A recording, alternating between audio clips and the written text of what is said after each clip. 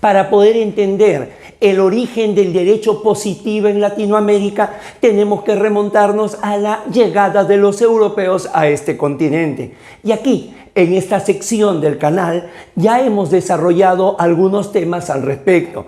La capitulación de Santa Fe como el primer documento jurídico del Nuevo Mundo, la llamada controversia de Valladolid, el primer debate de argumentación jurídica sobre los derechos humanos entre Bartolomé de las Casas y Juan Ginés de Sepúlveda, el proceso Atahualpa, que viene a ser la representación del sistema inquisitivo que lamentablemente tiene resabios hasta nuestros días, y por último, las consecuencias jurídicas de la ejecución de Túpac Amaru II.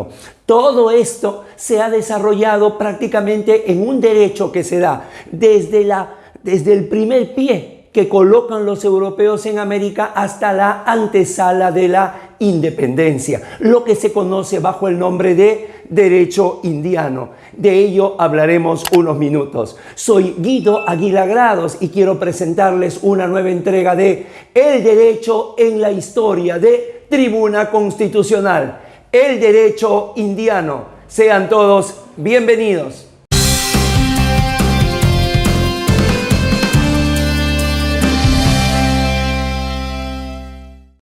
El derecho indiano se puede definir como el conjunto de normas jurídicas, reales cédulas, provisiones, instrucciones, ordenanzas que fueron dictados por los monarcas españoles o por sus autoridades delegadas para ser aplicadas de manera exclusiva, con carácter general o particular, en los territorios de las Indias Occidentales durante los siglos XVI a XVIII, en general en los dominios del rey de Castilla en el Nuevo Mundo.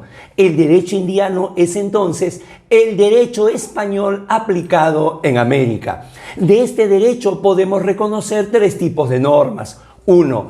El derecho indígena, que el colonizador español respete en su vigencia, siempre que no se oponga a la religión católica y a las nuevas normas imperantes. 2.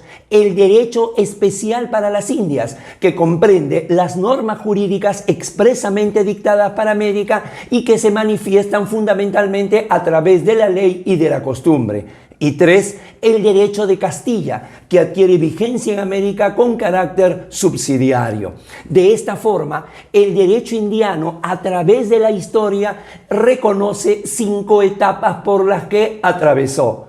Primera etapa, 1529-1542, llamada también etapa primitiva. Se inicia con la llamada capitulación de Toledo de 1529 y se extiende hasta 1542 con la promulgación de las nuevas leyes en este año. Comprende una sucesión de hechos históricos, documentos y actos jurídicos que la marcaron, como la siguiente. 1. Guerra civil entre los dos pretendientes al trono del Imperio Incaico, Huáscar y Atahualpa. 2. Desembarco del conquistador español Francisco Pizarro cerca de Tumbes, 1532.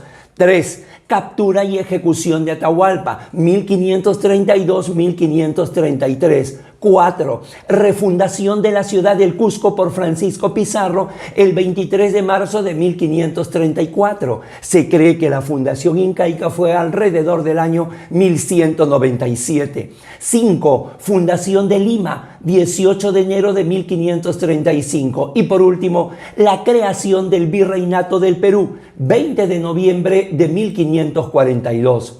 Destacan entre estos hechos la creación de los cabildos, instituciones de origen español que se trasplantaron a América y que tuvieron múltiples atribuciones administrativas, como arbitrios, presidir espectáculos públicos, organizar recibimientos para la llegada de nuevos virreyes, el aseo de la ciudad, inspección de calles, entre otros. Esta primera etapa se cierra con la promulgación de las llamadas nuevas leyes en la ciudad de Barcelona. Estas leyes conformaban un conjunto legislativo cuyo propósito era mejorar la situación de los indígenas en América Española, brindándoles una serie de derechos para que mejoren sus condiciones de vida. De tal forma que las nuevas leyes extinguieron el sistema de la encomienda y lo reemplazaron por el repartimiento, esto es, un sistema de trabajo virreinal impuesto a la población indígena y que consistía en que a través de los pueblos originarios los indígenas eran reclutados de forma forzada para trabajar durante ciclos de semanas, años o meses en las granjas, minas, obrajes y proyectos públicos. Segunda etapa, 1542-1596, llamada también la etapa de la organización. Comprende desde las nuevas leyes en 1542 y la designación de los virreyes para terminar con la publicación del Cedulario de Encinas en 1596. Durante esta etapa ocurrieron los siguientes hechos históricos. 1. Las guerras civiles entre los conquistadores, 1537-1554.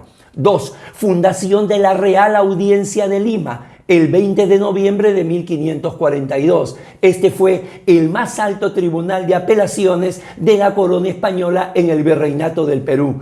3. El primer virrey nombrado, Blasco Núñez de Vela, 1544. 4. Los encomenderos sublevados bajo el mando de Gonzalo Pizarro, dando muerte al virrey Blasco Núñez de Vela en la batalla de Añaquito, 1546. 5. Las negociaciones entre los encomenderos sublevados y Pedro de la Gasca, enviado en 1546 para restablecer la autoridad real y abrogando las nuevas leyes, excepto lo relativo a una reglamentación de los servicios personales de los indígenas. 6. El virrey Francisco Álvarez de Toledo estuvo 12 años en el gobierno, 1569-1581. Sería quien va a sentar las bases administrativas y sociales que regirá el virreinato durante todo el periodo colonial.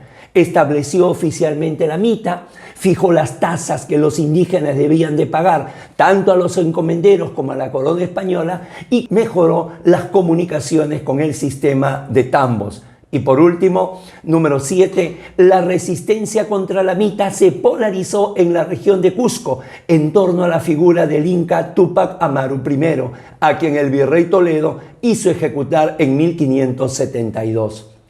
Tercera etapa, 1596-1680, llamada la etapa de la preparación de la recopilación.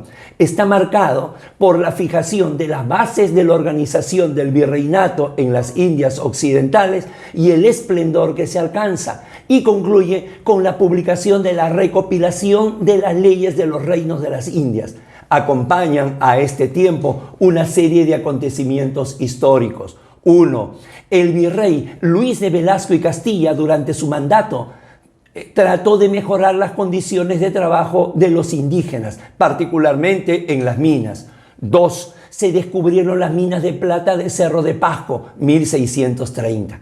En el inicio de esta etapa, el virreinato del Perú logra abarcar casi todas las colonias españolas de Sudamérica, panorama en el que la región amazónica, la presidencia de Quito y los gobiernos de Chile y Buenos Aires dependían de aquel. Fue su etapa de mayor extensión. Esta tercera etapa culmina con la llamada recopilación de las leyes de los reinos de Indias para regular las posesiones de la corona española, tanto en América como en Filipinas.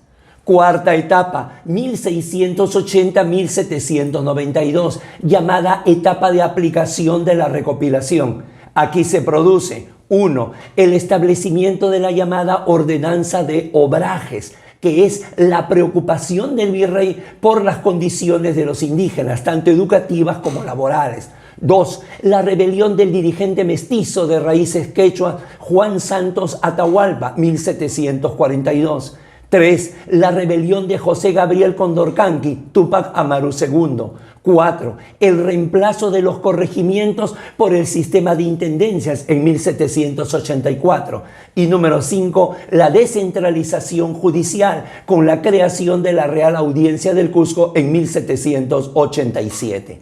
El despotismo ilustrado de los Borbones durante el siglo XVIII limitó la hegemonía burocrática y comercial de Lima, por cuanto la extensión del virreinato peruano se vio reducida con la creación de los virreinatos de Nueva Granada y Río de la Plata y la apertura del puerto de Buenos Aires al tráfico intercontinental, poniendo fin al monopolio comercial limeño.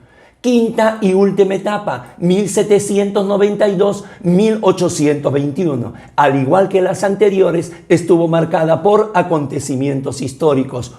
1. Promulgación de la Constitución Española de 1812, conocida como la Constitución de Cádiz o popularmente llamada la Pepa. Y 2. La disolución de la Real Audiencia de Lima con la proclamación de la independencia del Perú el 28 de julio de 1821. La Constitución Española de 1812 fue un hito liberal de su tiempo, porque aparte de establecer la monarquía constitucional, la separación de los poderes y la limitación de los poderes del rey, proclamó la igualdad entre peninsulares y americanos, al incluir en su definición de ciudadanos españoles no solo a los de origen europeo o su descendencia americana, sino también a las castas y a los indígenas de los territorios de América, lo que se tradujo en su trascendencia para las nacientes legislaciones americanas. La Real Audiencia de Lima, con la proclamación de la independencia, fue reemplazada por la Cámara de Apelaciones, que fue antecesora de la Corte Superior del Norte, creada por Simón Bolívar y que hoy es la Corte Superior de Justicia de la Libertad.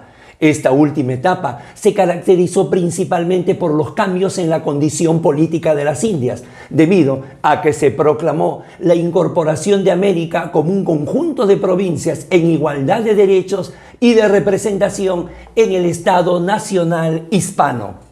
Finalmente, una vez más, el derecho no es sino el reflejo de la sociedad que regula, con todo su ambiente, el económico, el político, y claro, este derecho indiano tiene características especiales, porque aquella sociedad que va a regular va a ser una sociedad desconocida, va a ser un periodo histórico de tránsito, de transculturización. Por lo tanto, el derecho nunca pudo ser un derecho ordenado, sucesivo, consecuente. Más bien fue un derecho de urgencia, un derecho con marchas y contramarchas. Aguardo les pueda servir. No olvide que todos estos ámbitos de historia del derecho siempre son el sustrato de la diferente temática que tocamos en EGACAL, Escuela de Derecho. Suscríbase a Tribuna Constitucional y súmese a esta familia académico-jurídica.